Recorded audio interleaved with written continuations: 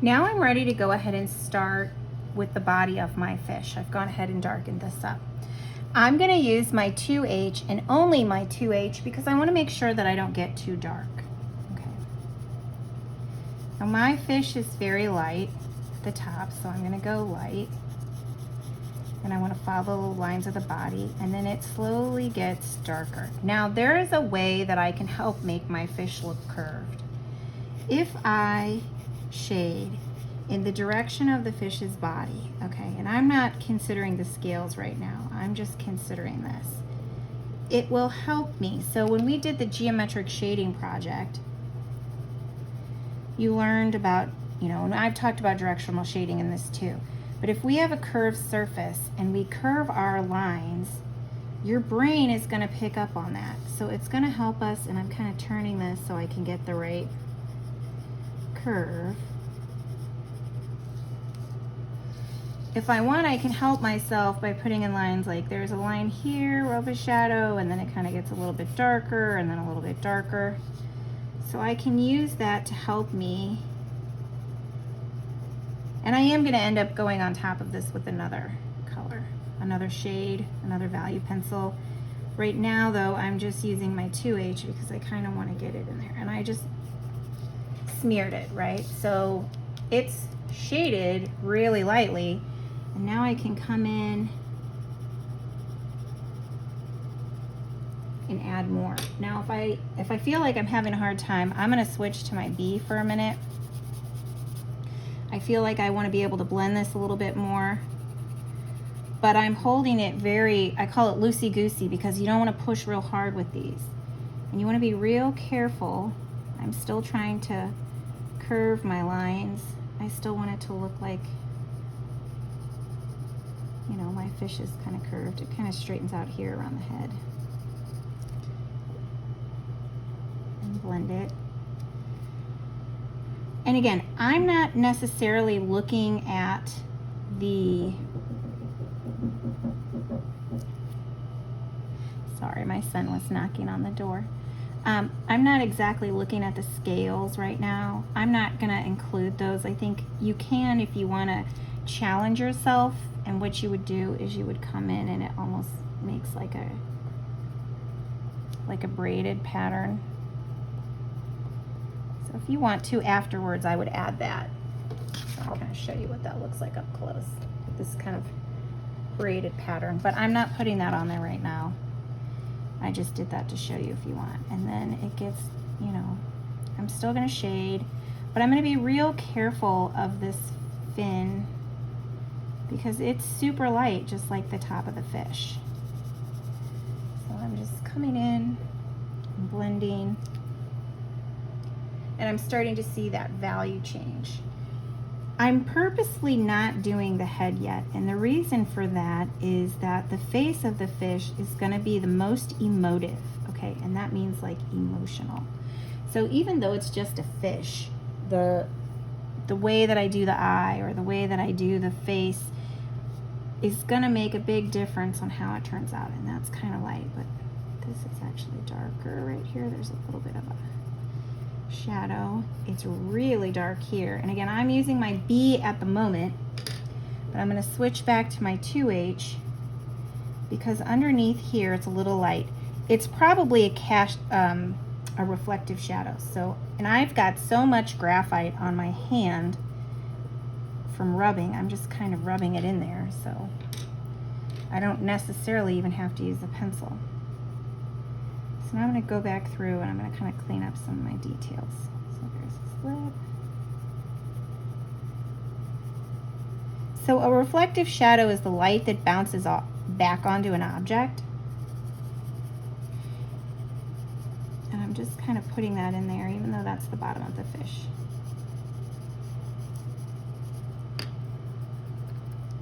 And there's not a ton of value right here.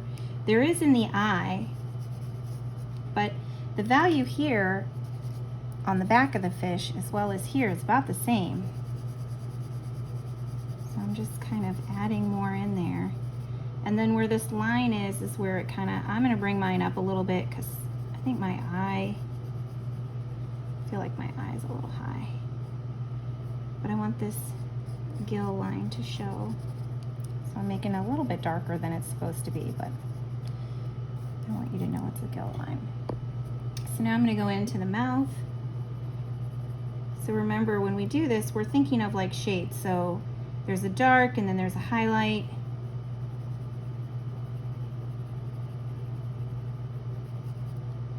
When we do the eye, even here, there's like, it bulges out. It's not just a circle. You actually have to have a dark of light, and the fish's eye is black with a highlight and then goes around. And not all of the inside of it is actually black. Because remember, we have an eyelid that's enclosing it. So we're gonna have like a little rim here of light and then the shadow of it behind it. So this is where I talk about it getting emotive. So like there's a little bit of a shadow here. And I'm gonna smooth it. Okay. And I'm gonna come back in with my eraser. I wish I had a smaller eraser, but I don't. So I'm just gonna work with what I've got. If I had a little tiny one, I could really pop this out. And I'm kind of outlining it at the moment because we are going to do something to the background.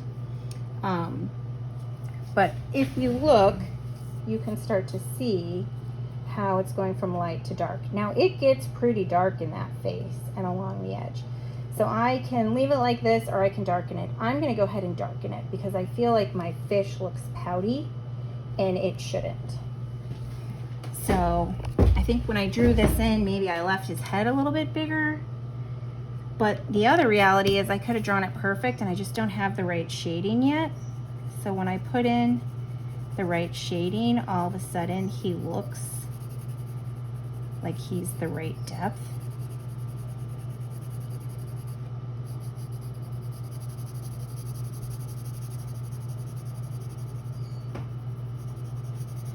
Now all of a sudden you start to see it kind of smooth out to be more the correct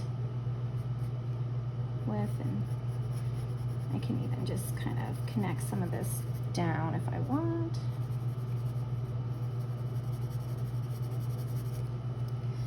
So I like that a little bit better.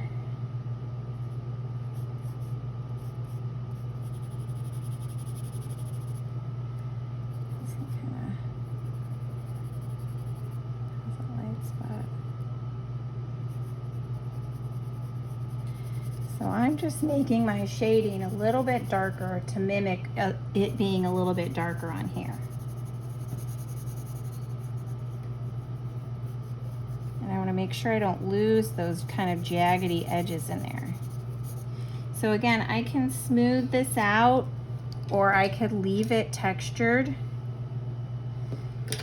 On the very, very top of my fish, it's almost like bright white. So I want to make sure I include that in there and then go back in.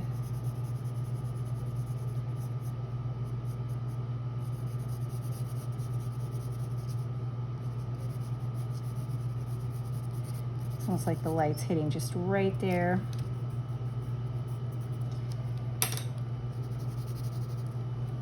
And now I've got about the right value. I'm going to go in and I want this to look a little bit more connected. I've decided to thin that out a little bit. So there we go.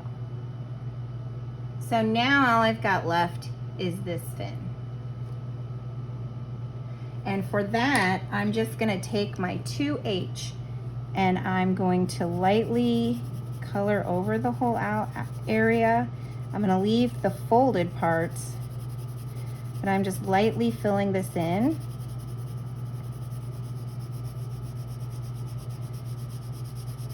And I'm following the same direction. And if I go outside on this one, it's not that big of a deal because it's already darker on the other side.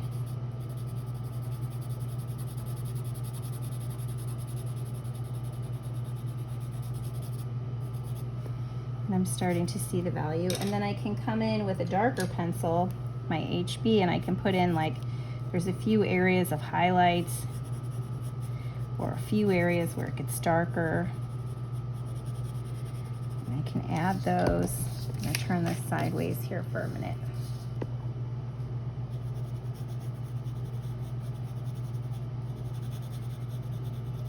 Just picking my areas of shadow. And I want to go a little bit darker, so I'm going to pick up my 2H. And remember, there's still those spines showing, and you show the spines by having the light and then the dark on either side. So I'm just picking an area,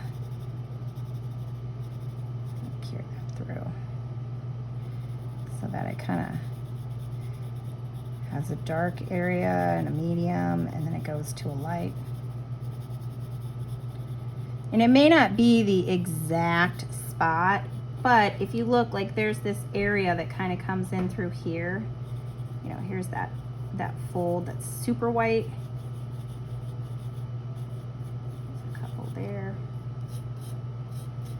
Just got one or two in there. And then mainly, I just want to make that value show. And then this, fill in a little, do it down here. Because this and this are actually not that much different. I just am leaving it a little bit wide at the tip so you can see it's there.